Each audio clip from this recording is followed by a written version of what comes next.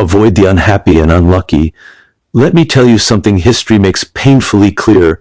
Misfortune is not random, and unhappiness is not innocent. When you study power across centuries, kings, emperors, generals, and statesmen, you see the same pattern repeat itself. Great figures rarely fall because of a single mistake. They fall because they allow the wrong people too close to them. People who carry disorder within them eventually spread it outward. Take the case of Louis XVI of France. He was not an evil man, nor entirely incompetent, but he surrounded himself with indecisive, fearful advisors, men who panicked under pressure, who avoided responsibility, and who constantly delayed action. Their uncertainty infected the king.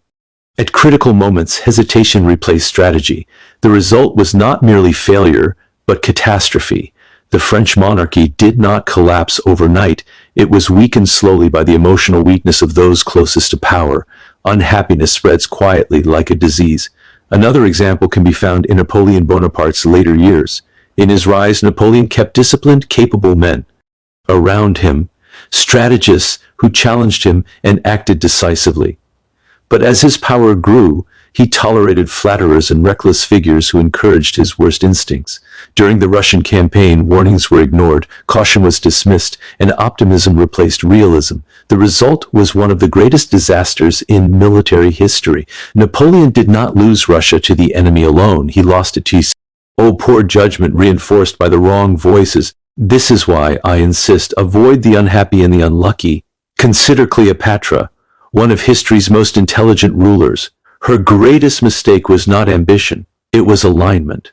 By tying her fate too closely to Mark Antony, a man increasingly ruled by impulse, indulgence, and emotional excess, she inherited his decline.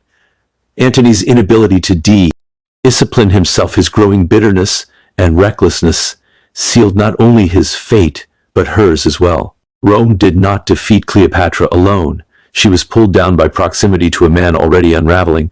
The unlucky person does not simply suffer misfortune. They create it, then deny responsibility. You will notice this in all eras. These individuals repeat the same errors. They enter conflicts carelessly. They trust the wrong people. They provoke the wrong enemies. And when disaster follows, they call it fate. Stay close to them, and you will share their consequences. The unhappy person is equally dangerous. Look at the courts of declining empires. Rome in its final centuries, for example. The emperors who fell fastest were surrounded by resentful courtiers, paranoid advisors, and fearful officials. Instead of strength, the atmosphere became one of suspicion and despair. Decisions were driven by emotion, not strategy. Power eroded from the inside. Misery poisons judgment. You may believe you can remain unaffected. You may think your optimism will save you. History shows otherwise.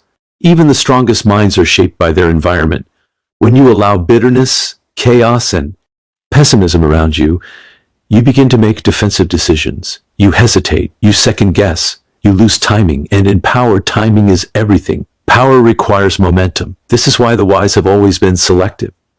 Julius Caesar, during his rise, distanced himself from defeated factions and aligned with energetic, capable allies. He understood that power grows in the presence of confident CE in action, not complaint and regret. This law is not about cruelty.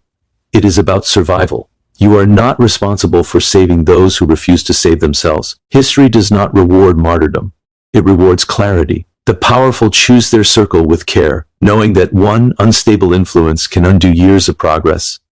If you want to rise, surround yourself with those who act decisively, who adapt quickly, and who accept responsibility for their lives. Avoid those who live in perpetual crisis, who romanticize suffering, and who define themselves by failure.